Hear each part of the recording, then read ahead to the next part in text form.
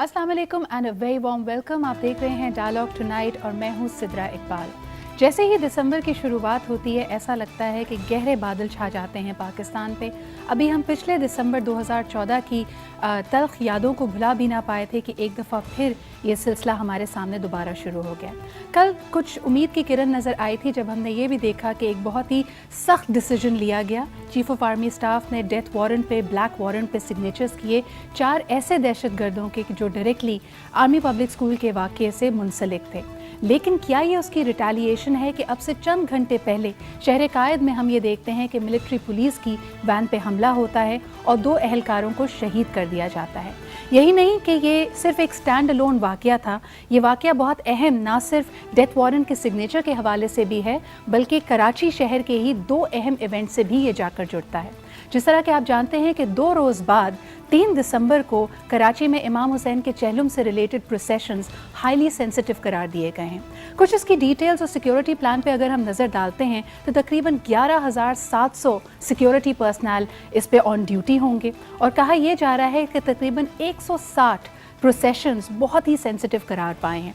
इसके लिए जो ओवरऑल प्लान बनाया गया उसमें हम देखते हैं कि डीजी रेंजर्स जनरल बिलाल बहुत ही ज़्यादा एक्टिव नज़र आए और आज इस वाक़ये यानी जो मिलिट्री पुलिस पे होने वाला अटैक है उससे कबल ये भी कहा जा रहा था कि आज यहाँ पे एक एपिक्स कमेटी का इजलास होना था जिस पे मज़ीद इसके हवाले से बात की जानी थी। ये एक बहुत बड़ा सवालिया निशान होगा क्योंकि हम देखते हैं कि बहुत डिटेल में इस पर बात की गई थी। यहाँ तक कि 142 ट्रबल स्पॉट्स को भी शहर में आइडेंटिफाई किया गया था जिसमें वो इलाका भी शामिल है जहाँ पे आज ये मिलिट्री पुलिस पे अटैक होता है। तकरीबन 62 वेस्ट डिस्ट्रिक्ट में, 25 ईस्ट डिस्ट्रिक्ट में और 55 साउथ डिस्ट्रिक्ट में जो इलाके हैं उनको सेंसिटिव करार दिया गया। ये तो था पहला वाक़या यानी 3 दिसंबर को होने वाला चहलुम का प्रोसेशन और अब तक की खबरों के मुताबिक एपिक्स कमेटी का ये इजलास भी कैंसिल हो गया है। दूसरी बड़ी खबर जिसके हवाले से हम देखते हैं कि एक तरह से मैदान सज गया है, स्टेज सज गया है, वो है कराची के बल्दियाती इंतखाबात। तमाम जमातें मैदान में उतरी हुई हैं और यही बात कर रही हैं कि कराची में अमन व अमान का क़याम उनकी अव्वलीन तरजीहात में से है। लेकिन 4 रोज़ कबल इस बल्दियाती इंतखाबात के ऐसा एक वाक़या होना सबके लिए अलार्म बेल है और इसमें ख़ास तौर पे क्या पॉलिटिकल इम्प्लिकेशंस हो सकती हैं, क्या ऐसा कोई वाक़या होना किसी के सियासी मफाद में जा सकता है या फिर यहाँ पे ये कहा जाए कि कल अदम तंजीमें एक दफ़ा फिर सर उठा रही हैं। क्या कराची में मुकम्मल तौर पे अमन व अमान का क़याम तकरीबन नामुमकिन है। ये वो तमाम चैलेंजेस हैं जो बल्दियाती इंतखाबात के बाद नौ मुंतखब होने वाले कराची के मेयर के सामने भी होंगे। इस हवाले से तमाम पॉलिटिकल जमातें क्या सोच रही हैं ये हम जानेंगे, लेकिन प्रोग्राम की शुरुआत करना चाहूँगी। इस्लामाबाद स्टूडियो से हमें ज्वाइन किया है मोहसिन राजा साहब ने, PMLN से आपका ताल्लुक़ है, सीनियर रहनुमा हैं। अस्सलाम वालेकुम मोहसिन। जी वालेकुम सलाम। मोहसिन, सबसे पहले कराची का ऑपरेशन जिसमें हम देखते हैं कि वफाकी हुकूमत बहुत ज़्यादा इंटरेस्ट ले रही है, अपनी अव्वलीन तरजीहात में से कहती है, सेकंड फ़ेज़ की बात की जा रही थी और आज का ये वाक़या किस तरह आगे बढ़ेगा कराची ऑपरेशन और इसके सेकंड फ़ेज़ में हम क्या उम्मीद लगा सकते हैं? जी, आज जो कराची में वाक़या हुआ ये इंतहाई एक अफसोसनाक वाक़या है और हम सब जो हैं इसकी मज़म्मत भी करते हैं और इस पे ज़ाहिर है जो कराची की सिचुएशन चल रही थी इसको हमें देखना भी चाहिए कि एक तरफ बल्दियाती इंतखाबात चल रहे हैं और साथ में इस तरह का एक वाक़या हो जाता है जी।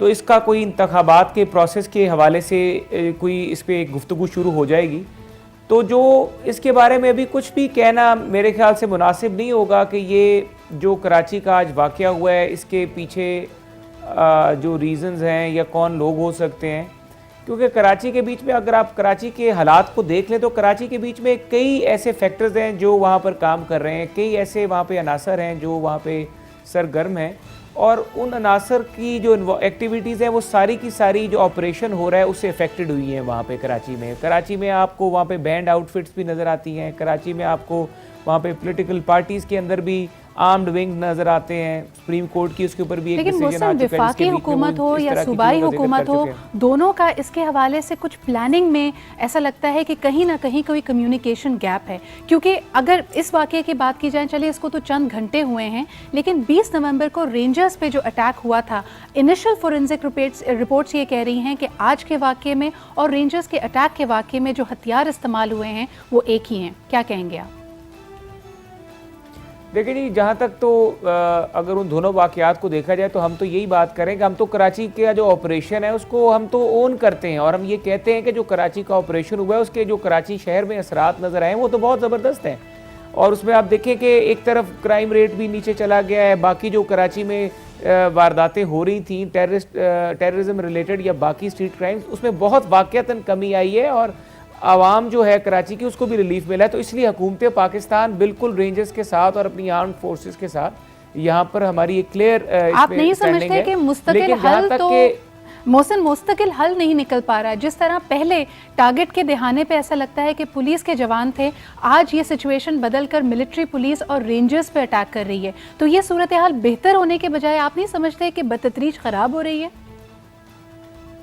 नहीं, देखें, अब अगर आप कराची ऑपरेशन को ये कहें कि अगर जो मैं समझता हूँ कि अब ये ऑपरेशन उस जगह तक पहुँच गया है, अपनी लास्ट स्टेज पे पहुँच चुका है, जहाँ पर अब वहाँ पर उन मराइल में दाखिल हो गया जहाँ पर अगर आप देखें कि उनके पास अब कोई ऑप्शन नहीं रह गई और वो अब खुल के इस हद तक पहुँच चुके हैं। जो भी ऐसे अनासर और एलिमेंट्स हैं अब उनको बिल्कुल they are taking the last breath.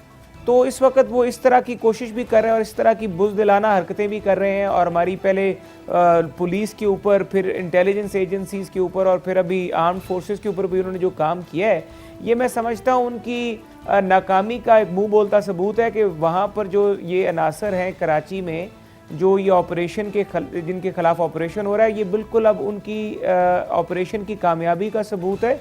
और ऐसे अनासर का ये समझ लें कि लास्ट रिजॉर्ट है जिसके बीच में वो लास्ट रिजॉर्ट हो सकता है, बुज़दिलाना हरकत है। यहाँ तक तो हम आपसे एग्री करते हैं। मोहसिन, मेरा आपसे आखिरी सवाल होगा कि जब आप वो यहाँ पे जिक्र करते हैं या हरीफ की बात करते हैं, वो आप किसको देखते हैं? क्योंकि शुरू में जो आपने जवाब दिया, आपने कहा इसमें फैसेट्स हैं, कई इसके एस्पेक्ट्स हैं, आर्म्ड विंग्स भी हैं, पॉलिटिकली भी। बल्कि स्ट्रेट क्वेश्चन, क्या आप समझते हैं कि आज के अटैक का किसी को सियासी फ़ायदा हो सकता है? मेरा नहीं ख्याल कि इस अटैक का कोई सियासी फ़ायदा हो सकता है, क्योंकि ये फ़ायदा अगर सियासी फ़ायदा होगा तो ये उन जमातों को होगा, सियासी फ़ायदा जो चाहती हैं कि इंतखाबात डिले हों कराची में। ऐसा तो और मैं नहीं समझता कि कराची में इस वक्त कोई सियासी जमात ऐसी है जो कि खुल के कह रही हो कि इंतखाबात जो हैं वो पोस्टपोन किए जाएँ कराची में लोकल गवर्नमेंट के। तो मैं अभी इस वक्त ये कहना काफ़ी प्रीमेच्योर होगा कि किसको फ़ायदा हो सकता है इस अटैक का, या इसका इलेक्शंस कमिंग पे क्या असर पड़ सकता है। लेकिन मैं ये समझता हूँ कि there has to be a way forward. ये टेररिस्ट अटैक्स और इस तरह की चीज़ें हमारे जो जज्बे हैं उनको तो नहीं नीचे लेके जा सकते। हमारी कौम एक जिंदा दिल कौम है और ये प्रोसेस जो जमहूरियत का, इसको हम आगे लेके बढ़ेंगे। बहुत बहुत शुक्रिया मोहसिन, इस कमेंट का मेरे ख्याल में वो भी क्लियरली आ गई। आप बिल्कुल सही हो। ये बहुत ही अहम बात है कि बिल्कुल हमें इस प्रोसेस को आगे लेके चलना है, इसका डिविडेंड मिलना चाहिए। इसमें कई फ्लॉज सही, लेकिन फिर भी बहुत अहम ये बात है कि ये प्रोसेस आगे बढ़े। लेकिन बहरहाल सियासी फ़ायदे की जहाँ पे बात की जाती है, कुछ जमातें हैं जो बार बार ये कहती हैं कि उनको विक्टिमाइज़ किया जा रहा है, ख़ास तौर पर टेररिज्म से रिलेटेड कई केसेस में। एक बहुत ही अहम केस डॉक्टर आसिम का, इसी हवाले से आज के डायलॉग टुनाइट में एक बहुत ही एक्सक्लूसिव स्टोरी हमारे साथ मौजूद है, और इसी हवाले से हमारा एक्सक्लूसिव इंटरव्यू होगा MQM के सीनियर रहनुमा जनाब रऊफ सिद्दीकी साहब के साथ। हमारे साथ रहिएगा। एक छोटा सा ब्रेक लेते हैं and we'll be right back.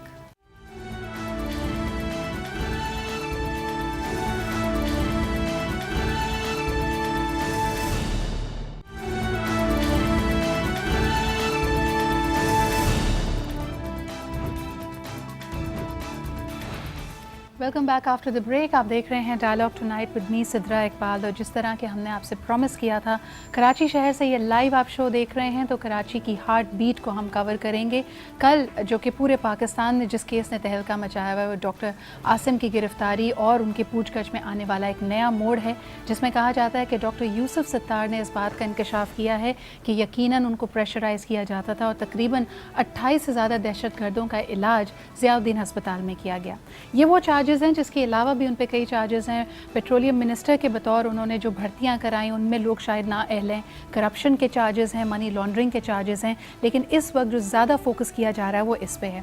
इसमें कई लोगों के नाम शामिल हैं। वसीम अख्तर साहब का नाम आ रहा है, रऊफ सिद्दीकी साहब का नाम आया, और कल एक इम्पॉर्टेंट डेवलपमेंट हमने ये भी देखी कि प्री अरेस्ट बेल 4 दिन की रऊफ सिद्दीकी साहब को मिली।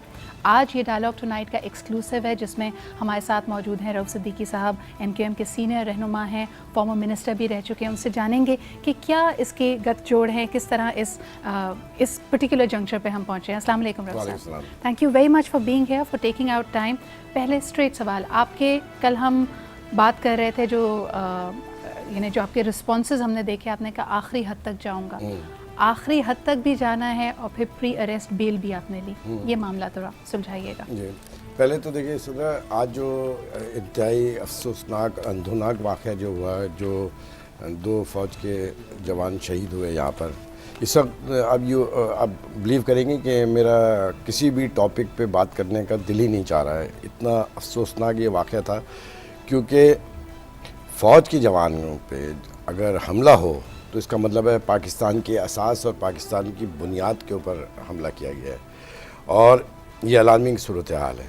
इसमें तो मेरे तो ये ख्वाहिश थी कि आज कहीं पर भी कोई प्रोग्राम ना हो, बल्कि इसी के ऊपर हो, अपनी हिमायत वोकली और फिज़िकली पाक फ़ौज के साथ उसका इज़हार हो, ताकि दुश्मनों के हौसले पस्त हों।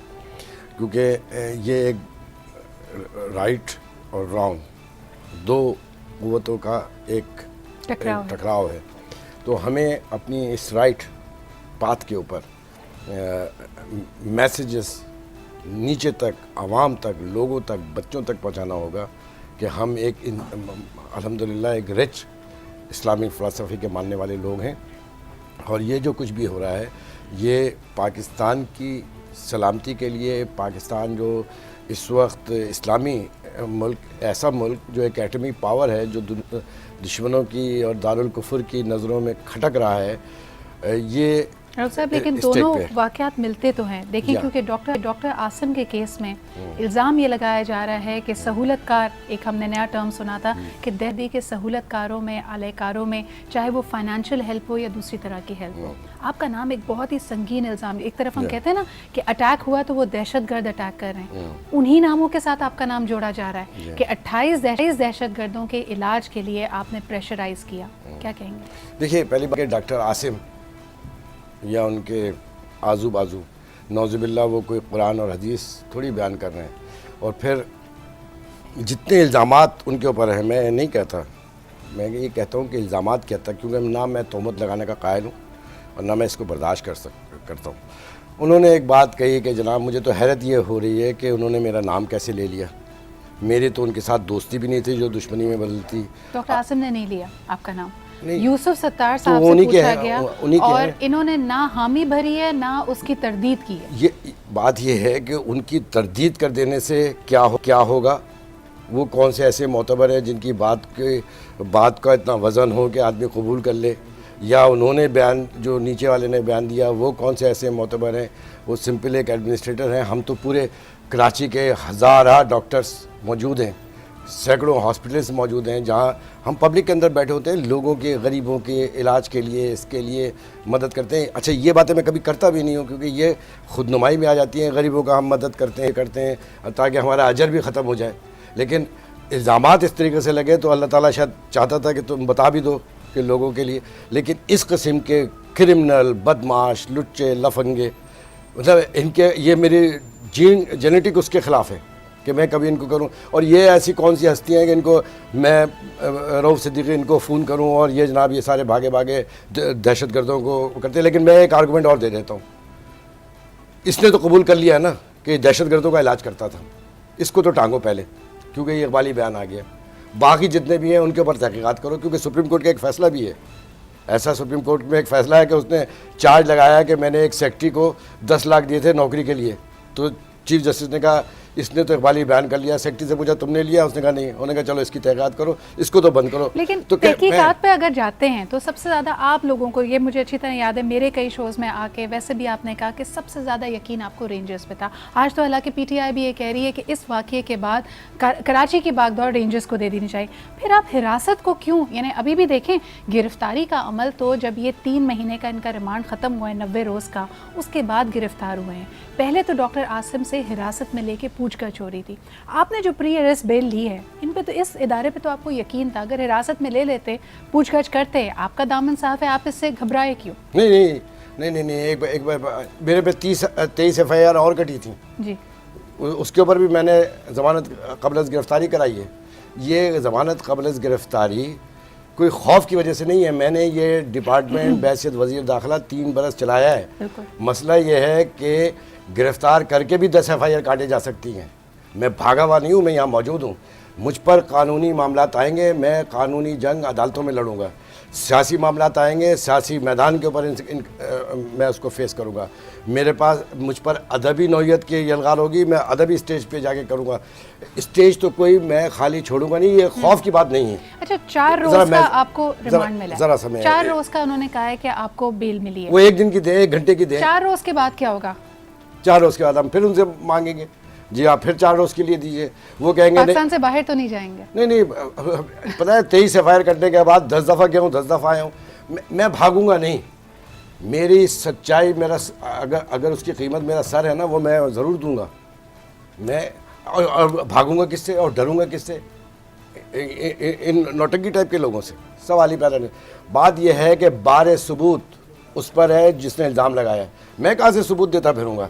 हाँ, मैंने ये कहा है, मैंने नोटिस भी सर्व किया है।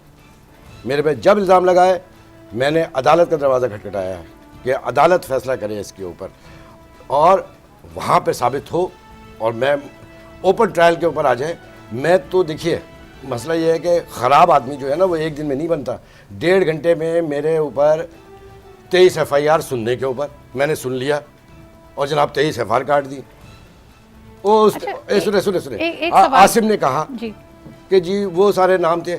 आसिम के तो 50 लंगोटिया और बैठे हुए हैं जिनके साथ, मैं नहीं कह रहा हूँ ये सारी। अच्छा, आसिम साहब करीबी MQM के भी हैं, पाकिस्तान पीपल्स पार्टी के भी हैं। अब जिस तरह ये केस आगे बढ़ रहा है या जो हम स्टेटमेंट सुन रहे हैं, क्या पीपल्स पार्टी बरी जिम्मा हो गई है इनसे? बिल्कुल मेरे तो अर्ज वही है ना, जो मैं बार बार ये कह रहा हूँ कि आसिम हुसैन, आज वज़ीर दाखिला की भी बयान है, सिंध के वज़ीर दाखिला, कोई वो पता है सब बोले मैं नहीं बोली। वज़ीर दाखिला सिंध सयाल साहब कह रहे हैं कि आसिम हुसैन के इल्ज़ामात की तहक़ीक़ात कराई जाएगी और जो साबित होगा उसे गिरफ़्तार किया जाएगा। पहले तो आसिम हुसैन ने जिन के नाम लिए हैं ना, पहले तो तुम उनको गिरफ्तार करो जो तुम्हारी अपनी पार्टी के लोग हैं, और एक से एक संगीन इल्ज़ाम है। कादिर पटेल का भी नाम आ रहा है। सिर्फ कादिर पटेल नहीं, बहुत सारे लोग हैं जिनके इनको भी मालूम है। अगर ये वाकई जनवनी वज़ीर दाखिला है तो इनको भी मालूम होगा। खैर मैं इसके ऊपर नहीं बात करता। मैं जो बात कह रहा हूँ कि डॉक्टर आसिम हुसैन आसिफ जरदारी के दोस्त, सेनेटर वो पीस पार्टी के, ज़िंदगी उनकी पीस पार्टी के साथ गुजरी, सारी एफिलिएशन उनके साथ, नाम वो मुत्तहदा के लिए चले जा रहे हैं और टॉक शो चले हुए आ रहे हैं कि जी मुत्तहदा के नाम। हाँ, मेरा नाम जो लिया है, मुझसे एक एंकर ने पूछा कि आपका नाम बार बार क्यों लिया जा रहा है, औरों को क्यों नहीं लिया जा रहा है। मैंने कहा यार मुझसे क्या पूछ रहे हो, ये तो उनसे पूछो। 1.5 महीने में ये बाकायदगी। आप इंटीरियर मिनिस्टर भी तो रहे ना, होम मिनिस्टर भी तो थे, शायद उस जगह की, उस पोजीशन की वजह से। नहीं, उस पोजीशन की वजह, पोजीशन तो बहुत, लेकिन मैं अच्छा वैसे मुझे एक डायलॉग याद आ रहा है, वो मैं ज़रूर सुनाना चाहता हूँ कि वो एक बहुत पहले एक इंग्लिश फिल्म देखी थी।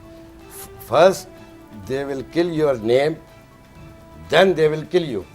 पहले इसके नाम को ख़राब करो।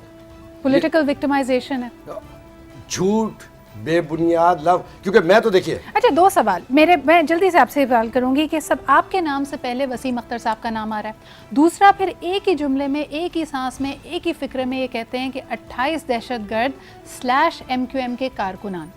आपने दोनों चीज़ों पे इल्ज़ाम नहीं उठाया, क्योंकि अगर जिस तरह की सूरत हाल है बल्दियाती इंतखाबात के बाद, हम सुन रहे हैं कि वसीम अख्तर साहब कराची के मेयर के तौर पे भी कम्पीट करेंगे, नाम उनका भी ख़राब हो रहा है, उनकी तरफ से रिस्पांस नहीं आया, MQM की तरफ से रिस्पांस नहीं आया। दूसरी चीज़, जब आप कहते हैं 28 दहशतगर्द / MQM के कारकुनान, ये एक सांस में लेना सही है बात? नहीं, बिल्कुल गलत है। दूसरी बात ये है कि जो नाम आप सुन रही हैं कि MQM के मेयर कौन होंगे, ये मीडिया चला रहा है। मुझे भी नहीं मालूम है कि कराची का मेयर ज़रूर आएगा, लेकिन इंशाल्लाह ताला आएगा, और कौन आएगा ये पार्टी फैसला करेगी। अभी कोई फैसला नहीं हुआ कि किसको मेयर बनाया जाएगा। Who will be the next Mustafa कमाल? नहीं, इसको इस तरह नहीं कहिए, क्योंकि इससे पहले फारूक सत्तार भी थे। क्योंकि बात हमारे पास शख्सियत नहीं होती, पूरी पार्टी मिलकर काम करती है तो फिर एक नाम बनता है, और बेहतरीन नाम आएंगे, और बहुत अच्छे नाम आएंगे, वो हट जाएंगे, फिर और अच्छे नाम आएंगे। ठीक है, हम पूरे इदारे की तरह काम करते हैं, लोगों को सर्व करते हैं। लेकिन मैं एक बात ये कहूँ कि ये सारी चीज़ें, ये सारी बातें हम देखते हुए चले आ रहे हैं। और मुझे गुस्सा क्यों आया है, मेरे नाम के साथ जिसका नाम जोड़ा गया, मुझे इसके ऊपर गुस्सा आया कि यार मेरा अकेले ही नाम ले लेता बस, वो कि भाई रऊफ सिद्दीकी था, जिनके नाम जो एक आध नाम लिया वो वाकई अच्छा, मतलब है कि बहरहाल छोड़िए अब इनको। मुझे तो यकीन करें तरदीद करते करते मुझे मेरे वकला ने कहा। अच्छा, आपको एक बड़ी इंटरेस्टिंग चीज़ है कि ये प्री अरेस्ट बेल 4 रोज़ के लिए मिली है। चौथे रोज़ आज से कराची के बल्दियाती इंतखाबात हैं। अगर आपको इलेक्शन वाले दिन हिरासत में ले लिया या गिरफ्तार किया, रेजिस्ट करेंगे आप? नहीं, रेजिस्ट क्यों करूँगा मैं तो घर से लेकर अदालत तक जाता हूँ, ठीक है। मुझे पकड़ना देर के सबसे आसान तो पकड़ना मुझको ही है ना, मैं तो कोई इधर उधर जाता भी नहीं, मैं तो हर जगह मौजूद होता, कभी किसी प्रोग्राम में होता हूँ। और सबसे बड़ी बात ये है, मैंने आपको जैसे बताया है ना, प्री अरेस्ट बेल ये किसी और मुल्कों में बड़ी हैसियत होती है। मैं पकड़ने के बाद 10 FIR कर सकती है, चलते चलते रोक दिया और लोटा चोरी कर लिया, टोपी चोरी कर ली, 50। देखिए ना, बतख को तैरना क्या सिखाएंगे। मेरे पास तो ये डिपार्टमेंट 3 बरस रहा है और मैं ऐसे वज़ीर दाखिला नहीं था जैसे आपको नज़र आ रहे हैं, मैं कोई टुच्चा टाइप का वज़ीर दाखिला नहीं था। हाँ, मैं एक बात कह रहा हूँ कि जब अदालत, क्योंकि मैंने नोटिस सर्व किए हैं मेरे वकला ने आसिफ हुसैन को कि इसने मेरा नाम क्यों लिया, यानी मेरी इज़्ज़त के ऊपर बात आएगी तो मैं उनकी किसी की भी इज़्ज़त, इनको तो छोड़िए, तो कोई क्या बेचते हैं दुनिया में, किसी की इज़्ज़त भी अगर होगी तो मैं उसको फेस करूंगा, ख्वाह उसके आप सामने। अकेले फेस करेंगे या आपके पीछे मुत्तहदा का मसल है? भाई वो क्या कहते हैं? मेरी बात सुने, मैं पार्टी का एक लीडर हूँ, मेरे नाम के साथ मेरी पार्टी का नाम जुड़ा हुआ है, मेरी नेकनामी के साथ मेरी पार्टी का नेकनामी का जुड़ा हुआ है। मैं उल्टे पुल्टे काम करूँगा, मेरी पार्टी बदनाम होगी, मेरे साथी बदनाम होंगे, मेरी पार्टी के अच्छे लोग कारकुन, वो उनका सबका है ना, मेरा ख़ानदान, तो इसके ऊपर तो कोई कंप्रोमाइज़ नहीं। मैं अभी आपके चैनल में बता रहा हूँ, बाराक ओबामा अमेरिका का सदर भी अगर इस मामले में आ जाएगा, मैं उसके खिलाफ भी केस करूँगा, मैं इस पर चूकूंगा नहीं, इस पर कोई।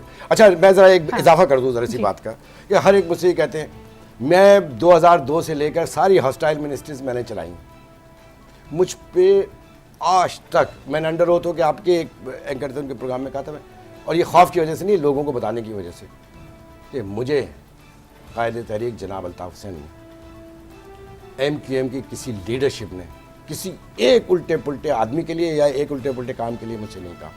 ये मैं आपको अंडर ओथ होकर बता रहा हूँ। अब मैं सामने हूँ, अच्छा आदमी एक जो सामने नहीं है उनके बारे में क्या जरा सा ठहर जाइए, वो फिर वो खुद बताएंगे जिन्होंने कहा मैं। लेकिन अभी आपने खुद कहा कि आपकी नेकनामी के साथ पार्टी की नेकनामी जुड़ी है। हाँ, तो जो पार्टी की नेकनामी पे एक तरह से सवालिया निशान लगा के यहाँ पे मौजूद नहीं है, मिसाल के तौर पे बाबर गौरी साहब का नाम बार बार आता है, उसी ज़माने में मिनिस्टर थे जब आप मिनिस्टर थे, वो आजकल कहाँ हैं, क्यों नहीं है मंजर आम पे, क्या वजह? नहीं, हम दोनों क्या मिल के वजारतें चला रहे थे, जो मैं उनकी बात करूँ। लेकिन मैं ज़रा एक बात बताऊँ, मैं तो बड़ी इंटरेस्टिंग बात आपके प्रोग्राम में कह देता हूँ ना, मैंने तो ये कोर्ट में केस किया है ना, अब जब अदालत मुझसे कहेगी, क्योंकि मैं तो खुली किताब की सूरत मुशाहिदे थे, मगर हम आजमाए गए हैं अपने कलाम से अब तक। मैं अदालत में पेश करूँगा, मैं अदालत से कहूँगा कि गवाहों के लिए भाई मुझे कैरेक्टर सर्टिफिकेट चाहिए होगा ना, हर जगह देना पड़ता है, यहाँ पे भी देना पड़ता है ना, वीज़ा लेने के लिए कैरेक्टर सर्टिफिकेट लाओ।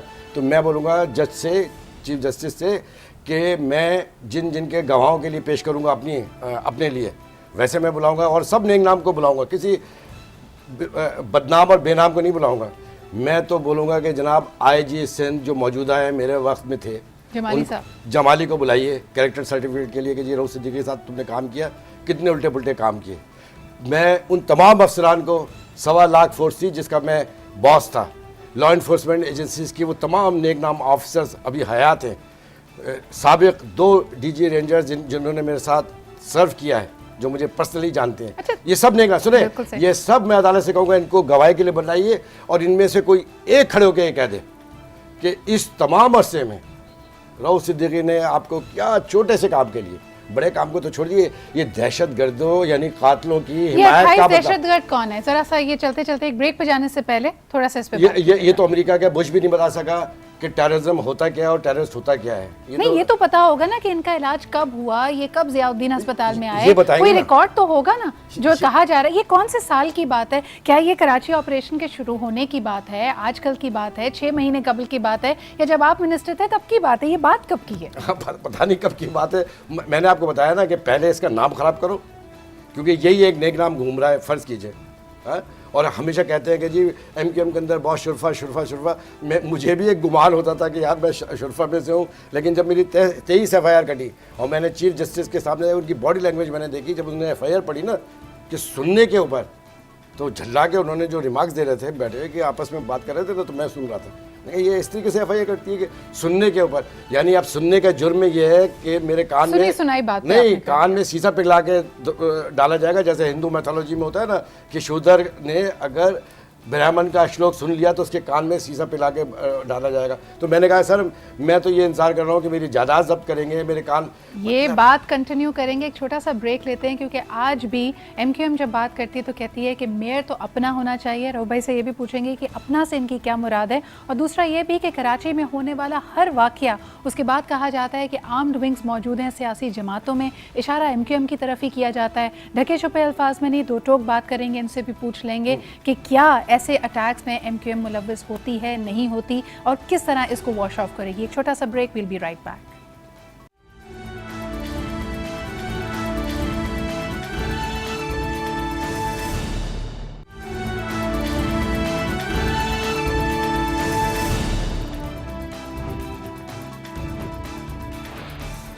Welcome back after the break. आप देख रहे हैं Dialogue Tonight with me Sidra Iqbal, exclusive conversation with mister Rauf Siddiqui. उनसे ज़रा पूछ रहे थे कि मामलात और हालात क्या हैं। और भाई, इस वक्त की ताज़ा तरीन इतलात के मुताबिक कराची शहर में बहुत सारी पॉलिटिकल जमातों ने अब अपनी जो बल्दियाती इंतखाबात के हवाले से कैंपेनिंग थी उसको मनसूख कर दिया है। आज के इस वाक़े के बाद मुत्तहदा से हम क्या उम्मीद कर सकते हैं? नहीं, मुत्तहदा से क्या, हम कोई अलग हट के थोड़ी है। और मैंने आपको शुरू में भी ये बात कही थी जी कि यकीन जानिए मेरा दिल ही नहीं चाह रहा था कि मैं, और मुझे अच्छा भी नहीं लग रहा है कि मैं अपने बारे में सवालात और इस पॉलिटिकल सिनारियो के बारे में सवालात का जवाब दूं। ये जो, और मैंने आपको कहा कि ये दो जो जवान शहीद हुए हैं पाक फ़ौज के, ये पाकिस्तान की असास और बुनियाद के ऊपर हमला है, और मैं इसको बड़ी अलार्मिंग सूरत हाल में देखता हूँ। मैं ये चाहता हूँ कि जितने टॉक शो हों, तमाम टेलीविज़न चैनल, देखिए जो दुश्मन है वो हम पर यलगार कर रहा है अपनी मनफी फ़िलासफ़ी के सामने, इस्लाम की गलत तस्वीर को पोर्ट्रेट करके, गुमराह करके उसको जस्टिफाई कर रहा है। उसके जवाब पर पाक फ़ौज मैदान अमल में उतरी है, और ग्राउंड के ऊपर ये सलाहियत दुनिया की किसी फ़ौज के अंदर नहीं है कि वो इसको फेस करे इतनी अहम जंग को। लिहाजा तमाम TV चैनल्स इस नेगेटिव फ़िलासफ़ी को काउंटर करने के लिए, इस नेगेटिव फ़िलासफ़ी को काउंटर करना, बहुत बहुत शुक्रिया हमारे साथ आज मौजूद होने का, ये एक्सक्लूसिव कॉन्वर्जेशन करने का। लेकिन जहाँ हम कहते हैं ये दोनों चीज़ें, ये दोनों तलवारें एक म्यान में नहीं रह सकती। या तो हम पाकिस्तान के फ़लसफ़े पे और जो जंग हमारी पाक अफ़वान और जो कुर्बानियाँ हमारी अफवाज के जवान दे रहे हैं हम उनको सराहें, या फिर हम उनका साथ दें जो हम पे हमला आवर हैं। मेरे साथ इस वक्त मौजूद हैं फैसल वाडा, सीनियर रहनुमा हैं PTI के। बहुत बहुत शुक्रिया फैसल हमें ज्वाइन करने का। इस वक्त की सूरत हाल को कैसे देखते हैं आप? कलअदम तंजीमों के हवाले से कहा जा रहा है, मिलिटेंट विंग हैं सियासी जमातों में। कराची का ये जो हाल है, और ख़ास तौर पे दो बड़े अहम इवेंट से पहले, एक नंबर 1 जो चहलुम के प्रोसेशंस निकलने हैं, और 5 तारीख के बल्दियाती इंतखाबात, सिनेरियो बहुत गंभीर है, क्या कहेंगे आप? बहुत शुक्रिया सिद्रा साहिबा। देखिए जी, इशू ये है कि कराची बड़ा कॉम्प्लेक्स शहर है, और इसमें कलअदम बैन आउटफिट्स के अलावा पॉलिटिकल मिलिटेंट विंग्स भी हैं मौजूद। प्रॉब्लम ये है कि जब आपकी आवाम महफूज नहीं रहेगी, आपकी पुलिस महफूज नहीं रहेगी, आपकी रेंजर महफूज नहीं रहेगी, और अब आपकी फ़ौज महफूज नहीं रहेगी, तो आप लोगों को बहुत ही सीरियस इक़दाम करने की ज़रूरत है। और उस इक़दाम के अंदर आर्टिकल 245 के लिए टेम्प्रेरी रिलीफ देती है आर्मी। जैसे इस्लामाबाद में PTI के ख़िलाफ़ 245 के तहत टेम्प्रेरी तौर पे कॉन्स्टिट्यूशन अलाउ करता है कि आर्मी आ जाती है और उस चीज़ को फिजल आउट करके फिर वापस चली जाती है। And this is all democratic system. मेरी अपनी पर्सनल राय के तहत, जो मैंने आज भी कहा, कि अब वो सिचुएशन आ गई जब आप इलेक्शंस के अंदर रेंजर्स और आर्मी को बुला रहे हैं, उनकी मौजूदगी में इलेक्शंस हों, तो फिर आप ब्लड शेड रोकने के लिए ऐसे इकदाम क्यों नहीं करेंगे? फेडरल गवर्नमेंट और प्रोविंशियल गवर्नमेंट तो फेल होगी, रेट ऑफ द गवर्नमेंट तो कहीं मौजूद है नहीं, कोई भी दिन दहाड़े किसी को भी मार के चला जाए कोई पूछने वाला है नहीं। और उसके अंदर प्रॉब्लम यह है कि जब भी कोई लॉ इन्फोर्सिंग एजेंसीज कोई काम करती हैं तो फेडरल गवर्नमेंट उनकी पुष्टपनाही पे आ जाती है पॉलिटिकल पार्टीज़ की। अब अक्रॉस द बोर्ड अगर हो रहा है तो उसमें किसी को इतराज़ नहीं होना चाहिए, चाहे वो मेरी पार्टी हो या किसी और की पार्टी हो। जब भी आप किसी बड़े मुर्गे को पकड़ने की बात करते हैं तो फेडरल गवर्नमेंट से इशारा आ जाता है कि जी आप ना करें, लेकिन फैसल एक बात आपसे कहना चाहूँगी, क्योंकि यहाँ पे आप बल्दियाती इंतखाबात का भी हवाला दे रहे हैं, कॉम्प्लेक्स सिचुएशन है कराची की, हम अंडरस्टैंड करते हैं। दो पोस्टर्स हमारी नज़र से गुजरे हैं जो कि सोशल मीडिया पे भी हैं। आई एम श्योर कि बीइंग अ वेरी की PTI मेंबर आपको इसके हवाले से पता होगा। सबसे पहला पोस्टर तो आपके इत्तेहादी जमात यानी जमात इस्लामी का है जो कराची शहर में ही लगे हुए हैं, जिसमें आप देख सकते हैं कि ऐसे लोगों का नाम लिया जा रहा है जो directly writ of the government को, हमारी सिक्योरिटी एजेंसीज को चैलेंज करते हैं। इसमें मुमताज़ कादरी भी शामिल हैं जो कि अब कन्विक्टेड मर्डरर हैं। दूसरा मैं आपको कराची का ही पोस्टर दिखाना चाहूँगी, उसमें भी हम देखते हैं, बल्कि इस्लामाबाद का है ये पोस्टर, अब्दुल सत्ती साहब हैं जो कि विनर भी तकरार पाए हैं इस UC 54 में, और उनके भी PTI बैनर पे साफ मुमताज़ कादरी की तस्वीर लगी हुई है। ये किस सेंटिमेंट को अपील कर रहे हैं? अगर ये वही रेडिकलाइज माइंड है तो यही हमारे जवानों को, यही हमारे सिक्योरिटी फोर्सेस को हिट कर रहा है। Where is PTI standing on this issue? देखिए जी, as far as social media is concerned, I am not too sure कि उसके अंदर कितनी ऑथेंटिसिटी है उस बैनर की या उस फोटोग्राफ की। और दूसरा ये कि ये तो जमात इस्लामी इसका जवाब देगी, बिकॉज अगर मेरे बैनर पे लगा होता और आपका उनसे कोएलिशन है ना सिर्फ KPK में, बल्कि आप कराची के इंतखाबात उनके साथ देख रहे हैं। यही तो हम समझना चाह रहे हैं कि ये आइडियोलॉजिकली भी आप क्या एक ही पेज पे खड़े हैं उनके साथ? देखिए जी, मसला ये है कि मैंने जैसे ही कहा कि अगर ये जेन्युइन है पोस्टर और ऐसी कोई चीज़ है जो कि मेरे नज़र से भी गुजरी है, लेकिन इसकी ऑथेंटिसिटी मेरे पास नहीं है कि वेदर ये एग्जिस्ट भी करता है नहीं करता। लेकिन अगर ये एग्जिस्ट करता है तो this is not our policy at all. देखिए, हमारा तो इत्तेहाद MQM से भी हो सकता था। MQM के अंदर हमारी रिजर्वेशन से भी आई कि उनका मिलिटेंट विंग था जिसके खिलाफ हम थे। अदरवाइज़ हमारी बहुत सारी चीज़ें MQM के अच्छे लोगों से और उनकी चीज़ों से मिलती जुलती हैं, but because of the militant wing हम वो इत्तेहाद नहीं कर पाया इतने सालों में। इल्जामात तो जमात इस्लामी पे भी लगते हैं। उनके हवाले से भी कहा जाता है कि दहशतगर्दों की पुष्पनाही की। जब उस ज़माने में अलकायदा का नाम लिया जाता था तो उनके ताने बाने सिरे भी जाके जमात इस्लामी से मिलते थे। ये आपके लिए पॉइंट ऑफ कंसर्न नहीं था? देखिए सिद्रा साहब, मैं I will not defend Jamaat Islami on it, क्योंकि अगर ये इसकी ऑथेंटिसिटी आ जाती है तो इट्स देयर रिस्पॉन्सिबिलिटी, बिकॉज ये हमारी आइडियोलॉजी और हमारी पार्टी लाइन या हमारी पार्टी की सोच नहीं है, और हम इसको कंडेम भी करते हैं और इसको रिजेक्ट भी करते हैं। हम तो सबसे ज़्यादा वोकल और इस सब चीज़ के खिलाफ हम सबसे ज़्यादा हैं। तो देयर इज़ नो पॉसिबिलिटी कि हम इस चीज़ को एक्सेप्ट करें। बिल्कुल सही। फैसल, एक आप ही के हवाले से एक स्टेटमेंट आजकल बहुत सारे मीडिया पे चल रही थी राइट आफ्टर दिस अटैक, जिसमें ये कहा गया कि आपने भी ये कॉल दी है कि रेंजर्स को कराची की भागदौड़ संभाल लेनी चाहिए। आप नहीं समझते कि ये कैच 22 है? इस वक्त भी जो हम सूरत हाल देख रहे हैं, पहले टारगेट हो रहे थे पुलिस एहलकार, अब रेंजर्स, मिलिट्री पुलिस भी उसी सफ में आके खड़े हो गए। इसका तो कोई एंड, कोई एग्जिट स्ट्रैटेजी नजर नहीं आ रही है।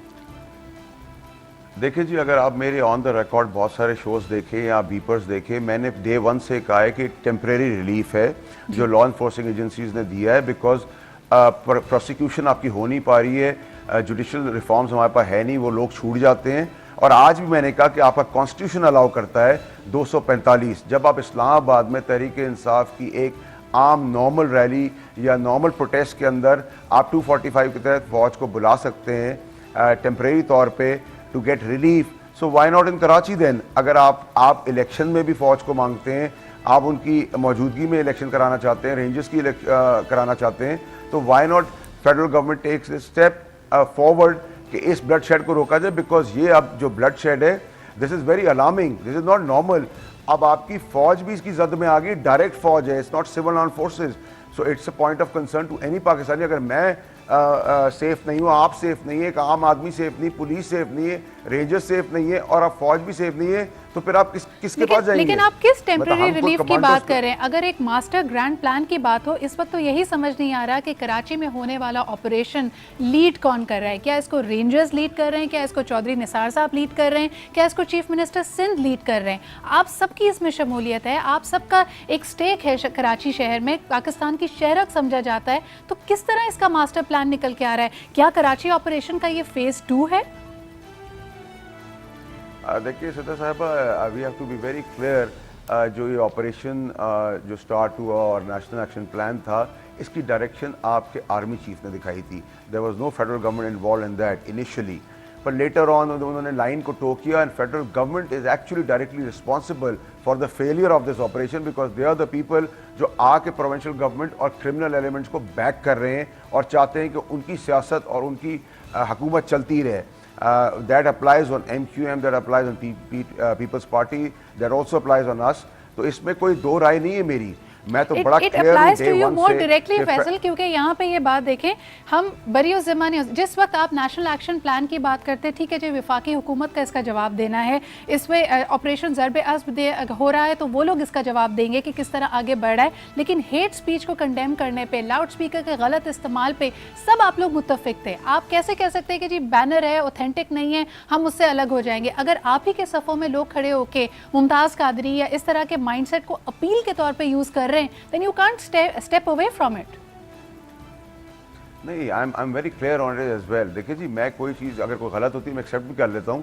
प्रॉब्लम ये है कि अगर मुमताज़ कादरी या कोई हमारी चीज़ पे, हमारे वेन्यू पे नजर आए, लाइव आपको टेलीविजन दिखाए, I will not deny it, but बहुत सारी चीज़ें हैं, मैं सोशल मीडिया पे मेरी बहुत सारी चीज़ें चली हैं जिनकी कोई रेलेवेंस नहीं है, बट दे आर फोटोग्राफ्स, वो कट पीस भी हो सकती हैं, कट पेस्ट भी हो सकती हैं, सो दैट्स नॉट रेलिवेंट।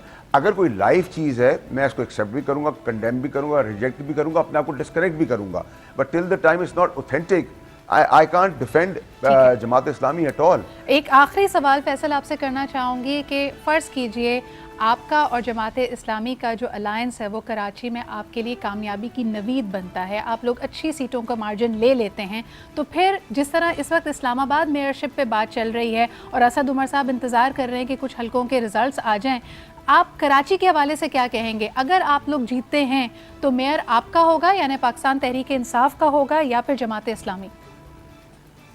देखिए जी, हमारी उसमें अंडरस्टैंडिंग ये है कि जो मेजॉरिटी सीट्स जिसकी होंगी उसका मेयर नॉमिनेट होगा। अगर हमारी जब मेजॉरिटी सीट्स हुई जमात इस्लामी से कंपैरेटिवली तो हमारा होगा, अगर उनकी हमसे ज़्यादा हुई तो उनका होगा और हमारा वाइस होगा। So that's very clear from day one, that's the policy line.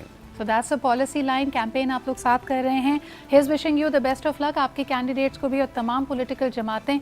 बात वही है कि जिनका मेटल प्रूव होगा, जिनकी बातें दिल को लगेंगी, कराची की आवाम उन्हीं को वोट देंगी। बहुत बहुत शुक्रिया फैसल हमारे साथ मौजूद होने का।